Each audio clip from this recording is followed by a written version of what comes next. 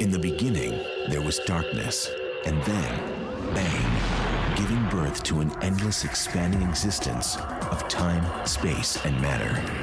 Now see further than we've ever imagined, beyond the limits of our existence, in a place we call the universe. Lurking in the shadows of the solar system are worlds so chemically active and misshapen that they border on the bizarre. I think the most shocking thing was how very different the solar system is. These are the moons surrounding the planets of the solar system. Moons that were once either unknown or considered afterthoughts are now on the cutting edge of astronomical exploration. What was surprising, that they all didn't look like our moon. The so-called minor members of the solar system are not of minor interest. What surprises await us on these alien moons?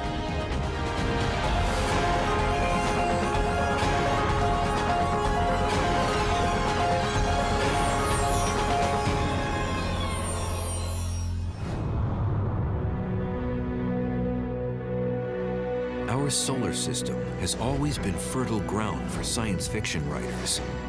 But with exponential advances in telescopic technology and close encounters by unmanned probes, the curtain has now been lifted on a new ballet of moons. Most of which are going one way around, some of which are going the other way around, all at different rates, passing one another, the inner ones passing the outer ones. For nearly half a century, it was believed the solar system was home to only 32 moons.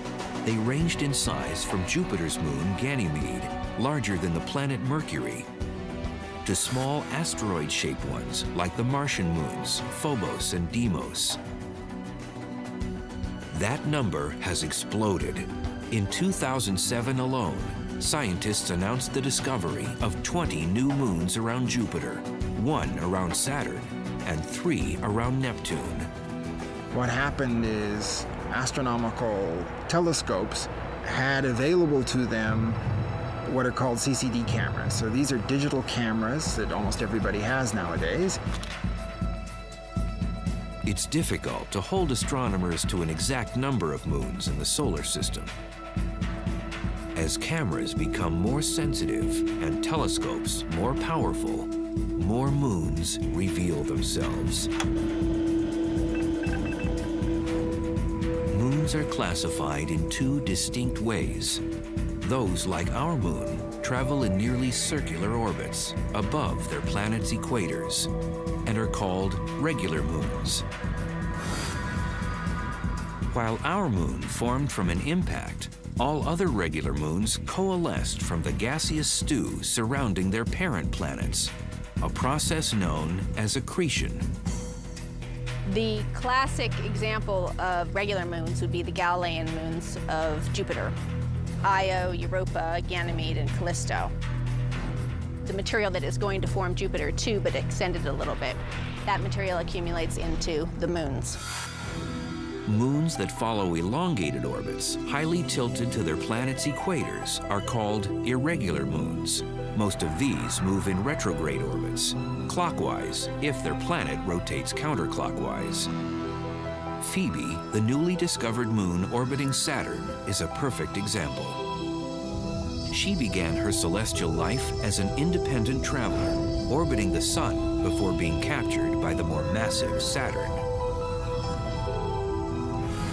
Whether regular or irregular, moons must fall within the gravitational reach of their parent planet. The limit of these orbits is known as the heliosphere.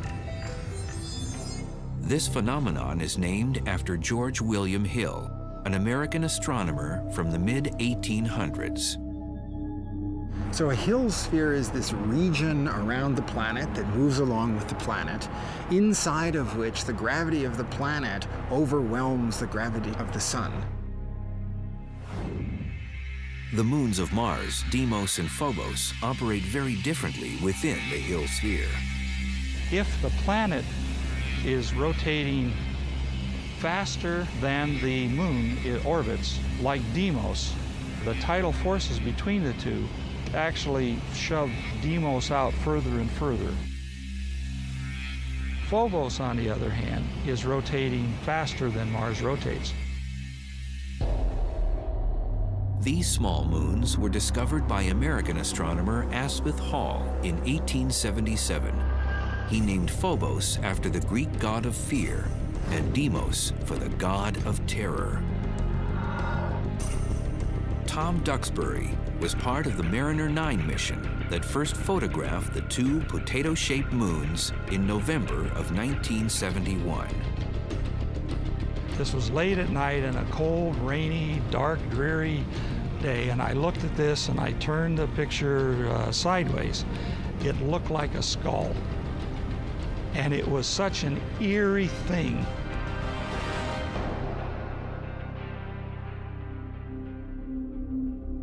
Phobos is in a death spiral. It orbits just 3,700 miles from the Martian surface, closer to its host planet than any moon in our solar system. If our own moon were as close to the Earth as Phobos is to Mars, it would look 20 times larger. Its orbital period would be in hours, not days like it is now, but hours. And at full moon, it would fill the sky. The daily tides, would rise and fall tens of feet, if not hundreds of feet. And so the Earth's moon would eventually crash into the Earth in such a situation. Phobos's predicament is caused by a process known as secular acceleration. As Phobos races faster than Mars rotates, a tidal bump is raised on the Martian surface. In the process, Mars yanks Phobos closer to its surface with each orbit. The struggle between Mars and Phobos is similar to the dynamics of a simple game of tetherball. Imagine the ball as the moon, the pole as the planet, and the rope between the pole and the ball as the planet's gravitational pull. What we see is that the gravity would pull the moon in such a way that it speeds up. It goes faster and faster, and it works its way in until it eventually hits the pole. That's exactly what's happening to Phobos. Phobos is going around Mars faster than Mars rotates. That tidal interaction is pulling Phobos in closer and closer and speeding it up in its orbit. In about 50 million years, we expect Phobos to be pulled in so closely it will impact Mars and disappear as a moon of Mars. On the other hand, Deimos, the further out moon, is going slower than Mars rotates. And so it's unwinding the string in the opposite way. And what we see is Deimos is going further and further away from Mars. And eventually, Deimos will be pulled away from Mars by the gravity of the sun. So over time, Mars will become moonless.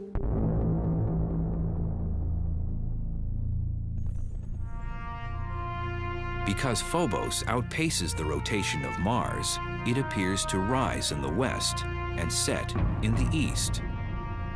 Instead of the planet turning quickly under it like our moon and most other moons, and thus having it rise in the east and set in the west, it races ahead of the rotation of the planet.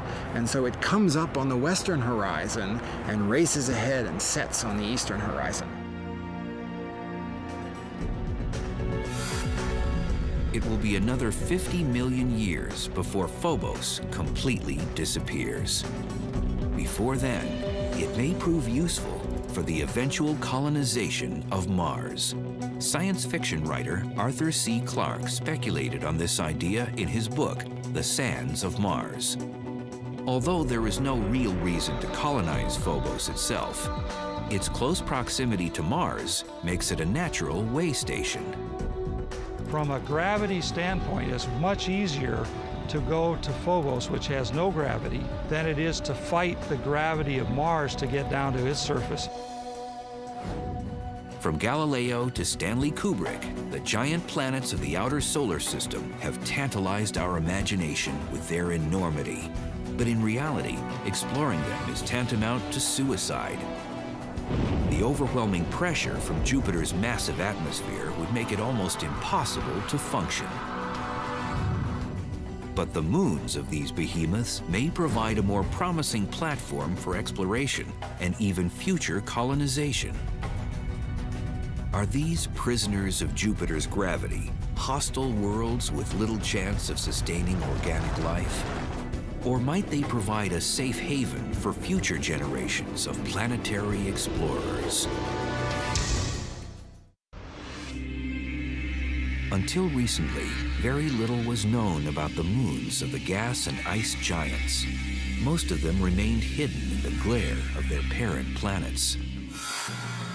Today, modern telescopes and unmanned space exploration reveal a realm populated by a host of moons, from planet-like spherical worlds to misshapen ones barely 30 miles across.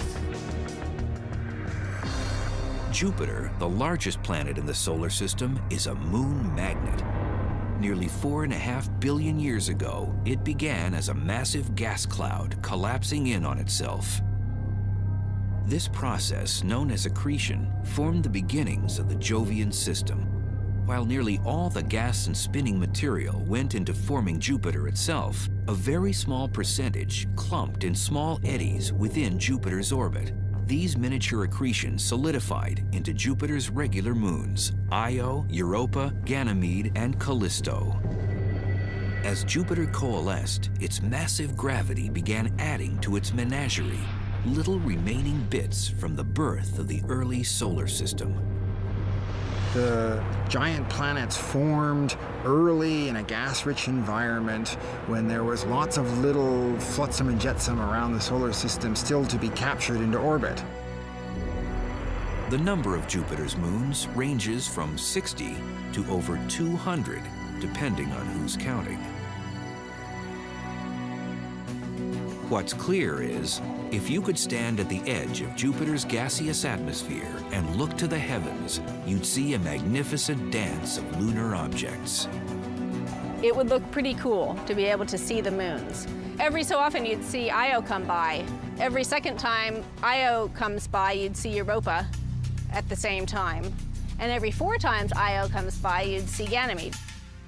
One member of this Jovian cast is so battered by Jupiter's great mass that it's literally bursting from the inside out.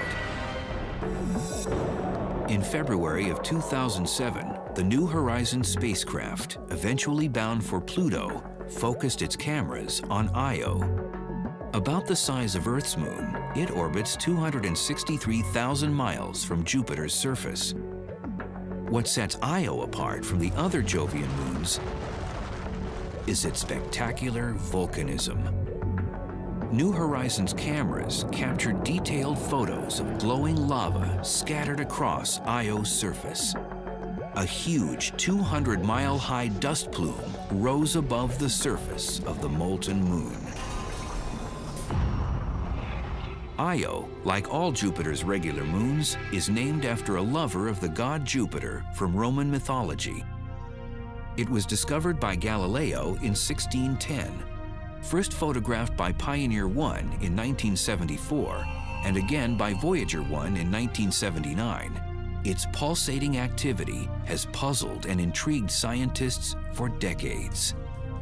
Leaving Io is about a ton per second of material. Every second of every day. It's a phenomenal machine. I would like to go to Io, even though it would be very dangerous and hot and sulfurous. Io is too small to have maintained a molten core since its formation. Another mysterious process must be responsible for its heating. Io's entire interior may be molten because it's squeezed so much as it's orbiting around Jupiter. This process is known as tidal heating. The massive gravity of Jupiter is causing friction at the inner core of Io.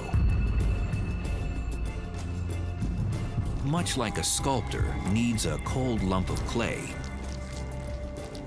Jupiter is endlessly creating its own masterpiece. If a moon gets a little bit of tidal heating, it becomes malleable. It can be stretched out like clay and deformed by the gravity of the parent planet. The surface of the moon is cold. It breaks, like pulling clay apart quickly. It'll break. But the interior, where it's warm, can literally flow and stretch and be kneaded by the gravity of the parent planet. Most regular moons have circular orbits. To produce tidal heating, a moon must be in a more oblong orbit, where the distance from the host planet changes radically during a single revolution. The only way to produce these eccentric orbits is if another moon's gravity disrupts it. When a moon is in an eccentric orbit, a non-round orbit, it gets closer and farther from its parent planet. When it does, it gets squeezed, it gets pulled apart when it's closer. Io is in orbital resonance with its companion moons Europa and Ganymede, while Jupiter and Io struggle to find a synchronistic relationship. Europa and Ganymede are yanking Io in opposite directions. Jupiter yanks back, and Io gets stretched and squeezed in the process. The tidal heating on Io, which is responsible for its prodigious volcanoes, has a secondary side effect. It creates the largest stationary visible object in the solar system, a massive gas cloud 500 times the size of Jupiter. In 1990, Professor Michael Mandillo and his team from Boston University discovered a large gas cloud spanning the huge distance from one side of Jupiter to the other. They were the first to photograph the entire nebula, discover its origins, and the mechanism that keeps it growing. Now, Io is small, so it doesn't have much of an atmosphere. But these volcanoes are continually providing material that could be an atmosphere. But you might ask, well, why isn't have a tremendous atmosphere if all the volcanoes have been going on for eons? Well, it's because the material escapes. The key gas is sodium. Even though it only makes up 5% of Io's ejected materials, it's easily detectable by telescopes on Earth. Sodium emits an orange glow. In fact, sodium is commonly used to illuminate streetlights in many cities across the world. The sodium and the other gas molecules are pelted by light from the sun and electrons in Jupiter's powerful magnetic field. Electrons and protons are knocked off some of these particles and ionized. Now in plasma form, these ions are taken on a ride by Jupiter's powerful magnetosphere. Its speed increases dramatically because it's been picked up by the magnetic field. It's like they're taking a ride on a cosmic carousel. The magnetic field lines are the poles here, and then every now and then, a sodium atom gets picked up along with its an electron. And now I'm in the Jupiter plasma torus with all the other ions and electrons that have been captured previously. And the ions and the electrons recombine, the neutral is not confined by the magnetic field, and it goes off at a much higher speed. And that's enough to escape from Jupiter. And they form the largest visible cloud of gas that's permanently in the solar system. If we could see the nebula with the naked eye, it would be the size of 12 moons in the night sky. It is so enormous that to view it, Mandillo and his team created their own specialized telescope.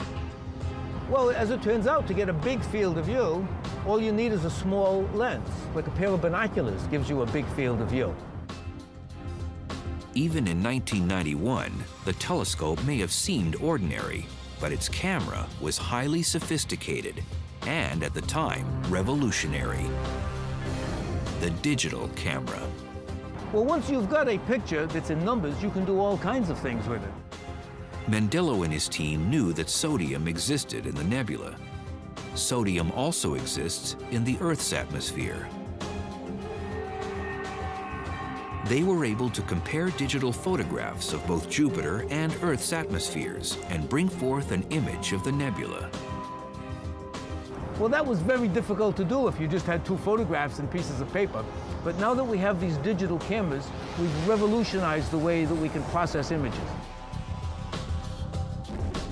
Though Io would be a fascinating scientific and aesthetic destination, its hostile environment probably precludes that. Even landing an unmanned probe would be difficult among Io's convulsing fissures. But there's another moon orbiting Jupiter which may not only support human exploration, but possibly support its own alien life forms. Europa is one of the most fascinating and enigmatic objects in our solar system. Really unlike any place else in the solar system, and for that matter, unlike anything on Earth. The surface features are such that there are cracks in the surface, there's mottled terrain, there's chaotic terrain, and it looks like icebergs in some areas. We know Europa is an alien moon. Could it be home to alien life forms as well? Europa orbits 400,000 miles from Jupiter's surface, about double the distance of Io.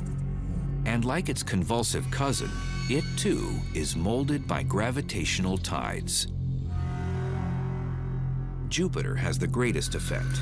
Its mass, like a persistent lover, pulls the reluctant moon toward its surface.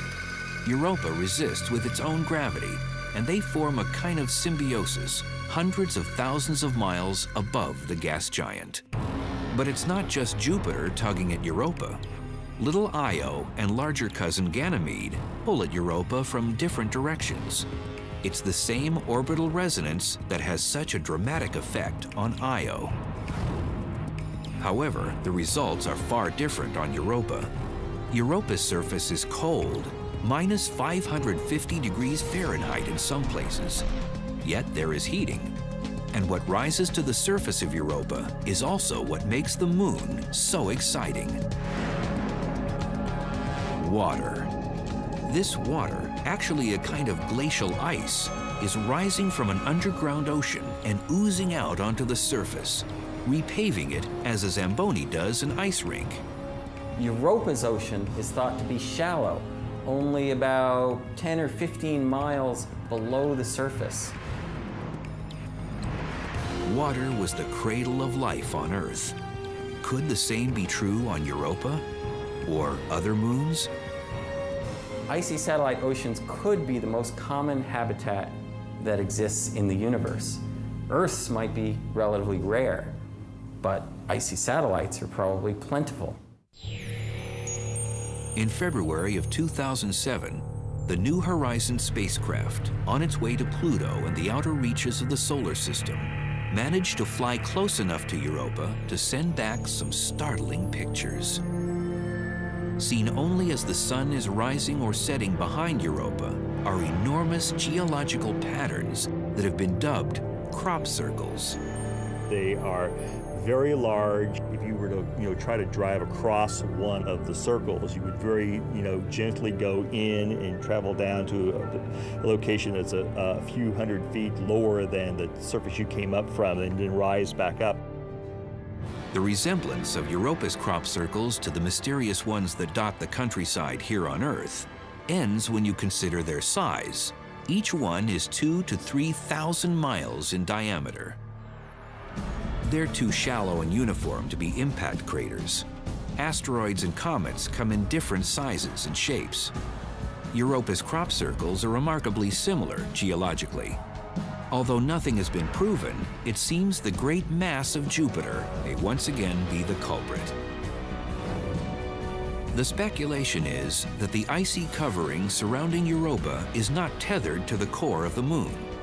Rather, it's floating above the subsurface ocean, like a spherical iceberg. The polar region may be somehow shaped by Jupiter, and then over hundreds of thousands of years, slowly tugged toward the equator. This forms a line of small circle depressions dropping from the polar region toward the equator. If Europa's ice crust has similar structure to icebergs on Earth, most of it would be under the ocean's surface. This has huge implications for future exploration. It means there has to be something like 8 or 9 times that amount of ice underneath them to allow that kind of large-scale topography to exist. The iceberg theory lays to rest the belief that Europa's subsurface ocean can be easily tapped through a thin crust. Radar mapping and ultraviolet data will prove to be even more important before a Europa lander can make its way down to the surface. Future explorers will have to search out hotspots and places where this mysterious ocean has welled up through the surface, and from there try to find a way to dip into it. Those explorers may choose instead to set up a base of operations on Ganymede, Jupiter's largest moon. As Phobos might serve Martian exploration as a way station, Ganymede might do the same for the Jovian system. Larger than the planet Mercury, its gravity is closer to that of Earth's than any of Jupiter's moons. And though it's in orbital resonance with both Io and Europa, it's far enough away from Jupiter to be less affected by the gas giant's relentless tides. And at Ganymede, you could say, park in some nice big crater and build your domed, protected region, protected from the charged particles in the Jovian system, and make a pretty safe place to study not just Ganymede itself and its magnetic field and its interior and its geology, but the Jupiter system as a whole. Ganymede is the only moon in the solar system with its own magnetic field. To have this distinction, Ganymede must have sufficient mass and a hot inner core. Its mass is obvious, but where the heat is coming from is a bit of a mystery. Ganymede is affected by both Io and Europa's tidal forces, but measurements on its orbit indicate that it's round enough to avoid the squashing and stretching that its smaller cousins endure from Jupiter. So the thought is maybe something happened in Ganymede's past to change its orbit slightly, and maybe its eccentricity got kind of haywire for a little while and generated a lot of heat within Ganymede, caused the core to be hot. We don't really know. What we do know is that New Horizons' recent flyby of the Jovian system gave us a tantalizing glimpse at the wonders that await us on Jupiter's alien moons. Scientists look forward to the day a lander touches down on one of these moons and starts to uncover the secrets of these mysterious worlds. Another icy moon orbits the gas giant Saturn. It's too small to hold onto its own atmosphere, but that doesn't stop it from sapping the atmosphere of its parent planet. Enceladus, even though quite small, is named after a tribe of giants in Greek mythology. Like Io and Europa, Enceladus has an eccentric orbit around its parent planet, Saturn. The tidal forces of Saturn squeeze and knead this tiny moon and create heat at its core. But unlike Io, it doesn't regurgitate molten material that coalesces into a massive gas cloud. Water doesn't well up to the surface as it does on icy Europa. Nope, Enceladus actually spits plumes of icy water into the atmosphere of Saturn. So we don't call it a volcano, it's more like a geyser. The water vapor is then in orbit around the little tiny moon, or because it's near Saturn, Saturn's gravity can pull it into the planet. Interested by their work on the torus of Io, Michael Mandillo and his team at Boston University began to consider Enceladus's effect on Saturn's atmosphere. And it turns out that water is a wonderful catalyst to have the ions and electrons recombine. Before Cassini, scientists relied on computer models to determine atmospheric conditions surrounding Saturn. They indicated that Saturn should have a very robust ionosphere. Surprisingly, Cassini's data indicated that Saturn's ionosphere was only 10% of what computer models had predicted. It seems that the icy water ejected from Enceladus is neutralizing the charged particles in Saturn's ionosphere. Commit. Liftoff. Scientists had learned, quite by accident, the effect water can have on Earth's atmosphere. In 1973, when NASA launched its Skylab workshop, it launched its last gigantic Saturn V rocket, the moon rocket. And it had never had a launch that allowed the space vehicle to keep its engine burning as high as the ionosphere. Well, this gigantic engine dumped a ton per second of water vapor, which comes out of a giant rocket motor, into the ionosphere. And the ionosphere nearly vanished on that day. It blew a gaping hole in Earth's ionosphere, the top layer of the atmosphere. A hole that took the sun's ionizing radiation 24 hours to repair. However, on Saturn, where Enceladus continuously dumps 6 tons of water per minute into its atmosphere, the long-term effects have been significant. There's no worry that Enceladus will strip away its parent planet's ionosphere completely, but this tiny moon, only 300 miles in diameter, has gotten the attention of the scientific community and Saturn itself. While we prepare probes to Phobos and Europa and study data from Enceladus and Io, an entirely new set of moons has literally just come into the picture. Before the 1990s, most astronomers agreed that there were only 34 moons in the solar system. Most of those were regular moons like our own, spherical bodies that orbit their host planet in the same direction it rotates. But a handful of these satellites were what's known as irregular moons. These freakish moons follow elongated orbits. Their orbits are often tilted, and they rotate in the opposite direction of their host planets. They look like flying potatoes or splinters or misshapen lumps. They've been hard to find before now because they're very small and they're also usually very dark. The advent of digital photography and the use of light-sensitive optics changed the lunar terrain within a decade. Dr. Brett Gladman from the University of British Columbia discovered his first irregular moon in 1997 at the Palomar Observatory. Since then, Dr. Gladman has brought to light 17 previously hidden objects in the solar system. So you detect objects in the outer solar system by observing them move relative to the background stars and galaxies, which are stationary. So if you take a picture of the sky and you wait an hour, and you take another picture of the sky, none of the stars in the galaxies will have moved, but distant objects in the outer solar system will displace by a visible amount between the two pictures. And so by comparing the two pictures, you can see, as we have here, a moving target. The object could be a comet or an asteroid, or if it orbits a planet in a retrograde fashion, a new irregular moon. Another important distinction between regular moons and their irregular counterparts. Irregular moons are captured.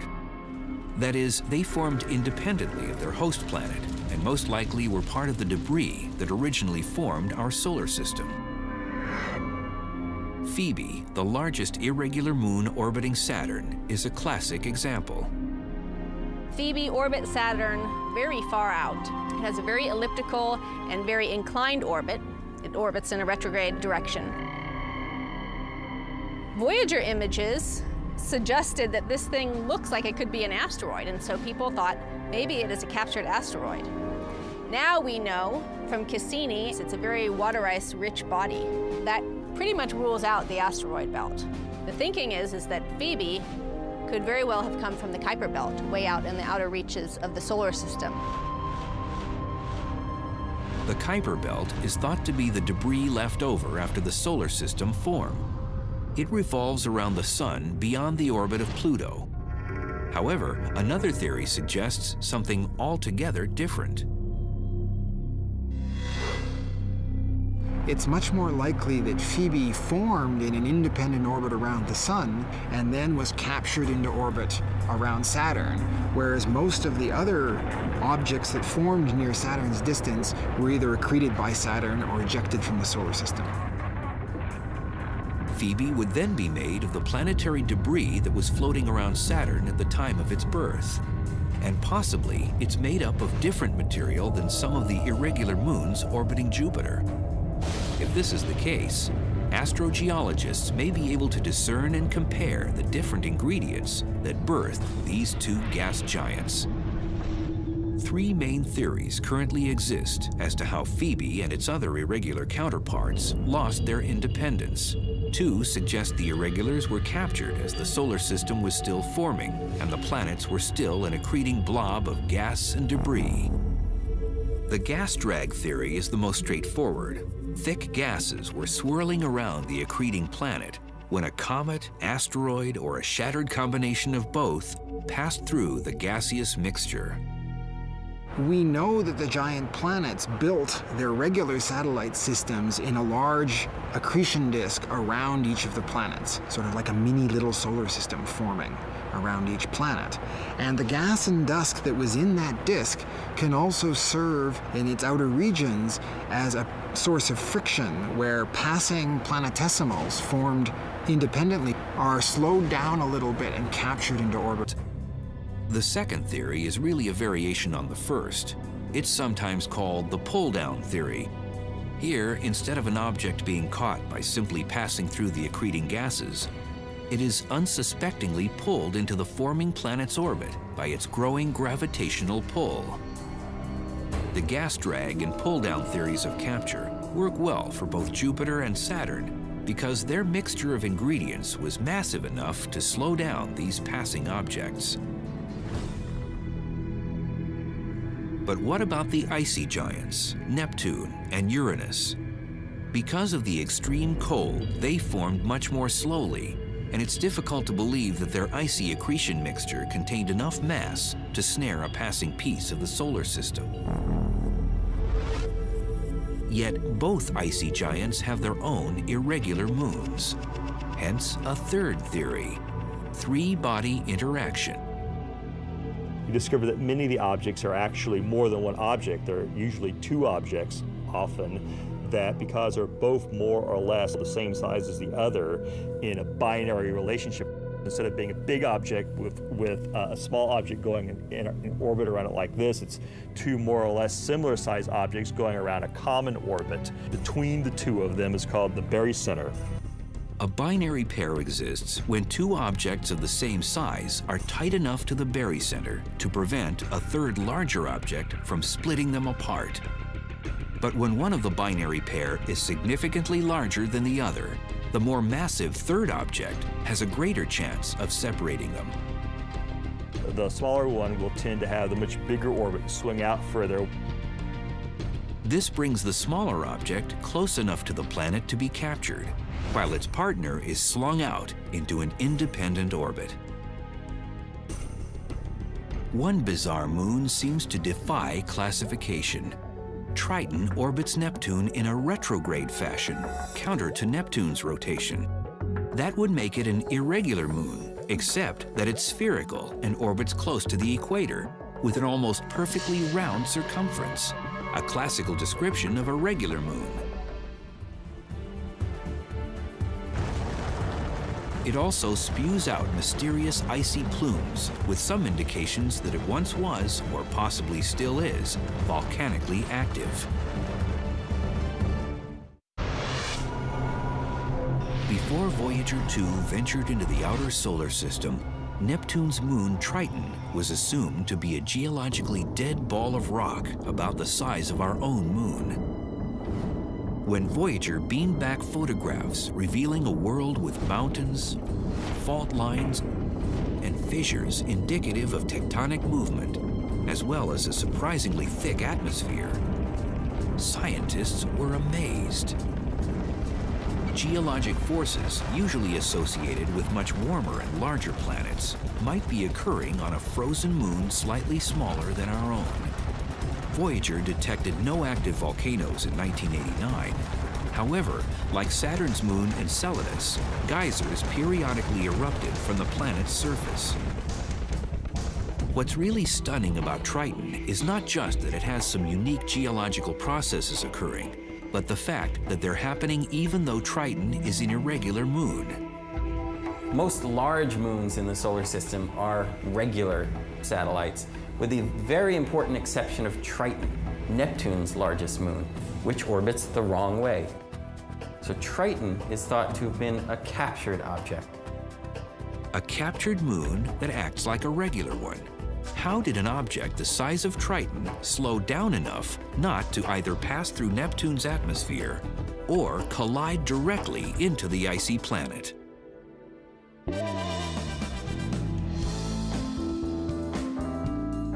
There's no sure bet, but some theories carry better odds. Much like gamblers at the roulette wheel, Triton and Neptune played the odds and trusted to luck. Place your bets, get lucky now. In roulette, there are several ways to bet. Each one carries different odds, and like most games of chance, the longer the odds, the greater the payoff. 20 black, 20 black even. There are at least 3 possible ways Triton could have been captured by Neptune.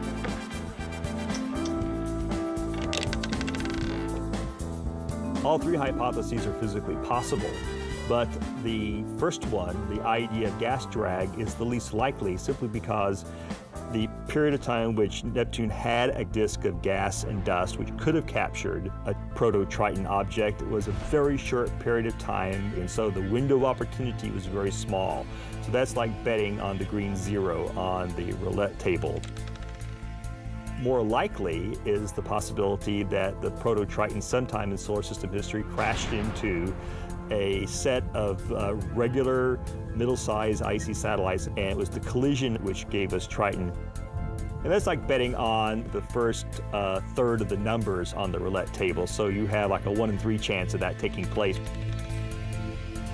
Your best bet is to bet on the even numbers. There you have a 1 in 2 chance of things happening, and the best bet for the capture of Triton right now is this binary capture hypothesis, because there we know there are probably thousands of objects that have existed in the Kuiper Belt that would have the right size and be partnered with another even larger object, and Neptune could capture one of them.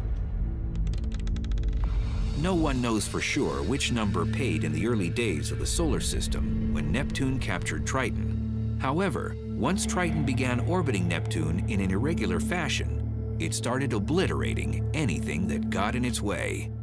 Neptune doesn't have a very regular system of satellites. It's thought that the capture of Triton disrupted what would have otherwise been a nice regular system like the other large planets have.